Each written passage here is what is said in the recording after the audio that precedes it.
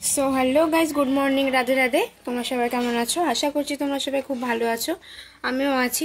তো ঘুম থেকে তো উঠে পড়েছি। আজকে সকালবেলা টিউশন ছিল, যাইনি, কারণ আমার প্রজেক্টের এত চাপ। আজকে যেহেতু স্যার পড়াবে না, আজকের পড়াটা কালকে মানে আগামীকাল পড়াবে, ওই জন্য আজকে ভাবছি যে কটা প্রজেক্ট বাকি আছে আমি বেশিরভাগই সব কমপ্লিট করে রাখার চেষ্টা করব।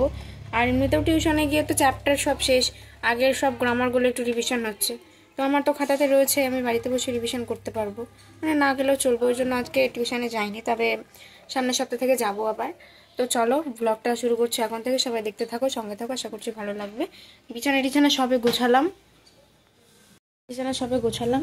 আর এই শাড়ি ব্লাউজগুলো মা কেচে দেবে আজকে, তাই আমাকে ভাঁজ করতে বারণ করলো।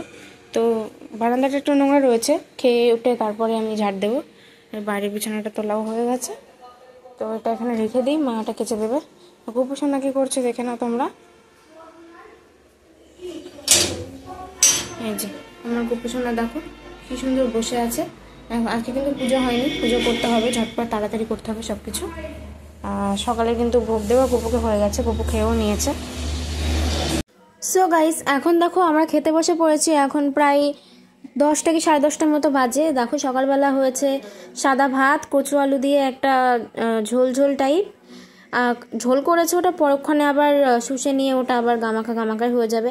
আজকে যেহেতু শনিবার, আমিষ টামিষ উঠবে না, ওই জন্য নিরামিষই হচ্ছে আজকে। আর আমাদের শনিবার নিরামিষ খাই, সোমবার নিরামিষ খাই, জানোই তোমরা।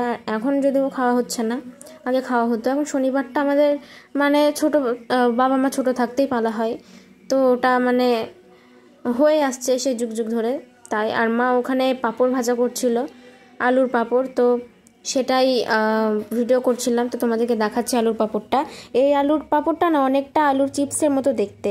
আমি এমনি সচরাচর আলুর পাঁপড় খাই না, তবে এই পাঁপড়টা খেতে বেশ ভালো লাগছে, মানে চিপসের মতোই লাগছে। ওই জন্য আমি দুটো একটা খেয়েছি, কিন্তু তারপরে আর খাইনি, কারণ এই আলুর পাঁপড়ের ভিতরে না একটা কীরকম টাইপের গন্ধ থাকে, তো সেটা আমার খেলেই না নাকের ভিতর ঢুকে যায়, তাই পরক্ষণ আর খেতে ইচ্ছা করে না। তার জন্য আলুর পাঁপড়টা আমি খাই না, অ্যাভয়েড করে চলি খুব। তো চলো তারপর দেখতে থাকো। ঠাম্মার ঘরে এসেছিলাম, তো এসেও আমার একটু শান্তি নেই। মা আবার লেবু ধরিয়ে দিল একটা, আর মা দেখেছো লেবুটা কতটা সুন্দর করে ছাড়িয়েছে। দাঁড়াও তোমাদের দেখাচ্ছি। দেখো, পারবে কেউ এইভাবে লেবু ছাড়াতে?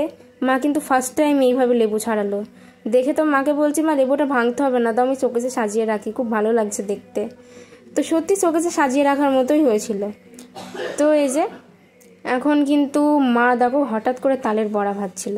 একটা তাল দিয়ে গেছিলো পাশের বাড়ির বুনু, তো তার কাছ থেকে এই তালটা নিয়ে আজকে মা সম্পূর্ণ নিজের হাতে তালের এই মানে ক্রিমটা ফাটিয়েছিল। কোনো মানে মেশিন টেশিন দিয়ে কিন্তু ফেটায়নি, হাত দিয়ে ফেটিয়েছিল। আর তেলে দেখো কি সুন্দর ফুটছে বড়াগুলো, দেখেই মনে হচ্ছে খুবই টেস্টি হয়েছে খেতে। আর এমনিতেও খাওয়ার পর কিন্তু দারুণ টেস্টি হয়েছিল। আর আমাকে দেখে মনে হবে আমি ঘুম থেকে উঠলাম এখন, তো না, ঘুম থেকে উঠিনি।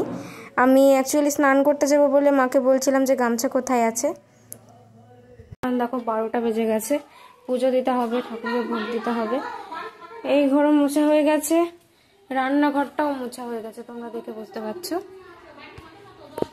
সো গাইস, কেমন লাগলো আজকে ভিডিওটা অবশ্যই কমেন্ট করে জানিও। ভালো লাগলে লাইক, কমেন্ট, শেয়ার এবং সাবস্ক্রাইব করে সঙ্গে থেকো।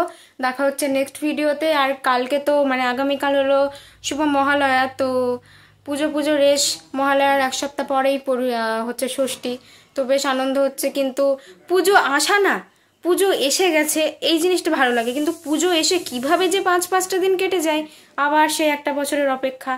মানে মনে হয় যেন মা এসে যেন থেকে যাক, যেন আর না যায়, কৈলাসে যেন ফিরে না যায়, যেন মা মর্তেই থেকে যান, এইরকম আমার মনোভাবটা তৈরি হয়। যেদিন আমরা ঠাকুর বিসর্জন দিতে যাই, মানে মন্দিরের মাকে নিয়ে বিসর্জন দিতে যাই, সেদিন রীতিমতো চোখ দিয়ে জল পড়ে আমার, আমি কান্না করে দিই যে না, আর 2 দিন রাখলে ভালো হতো। কিন্তু নিয়ম, মাকে যদি রেখেও দিই, কিন্তু মা তো আর মরতে থাকবে না, কৈলাসেই ফিরে যাবে বাবার কাছে, আবার সে 1 বছর হবে তারপরে আসবে। তো চলো বেশি বকবক না করে ভিডিওটা এখানে শেষ করছি, বাই।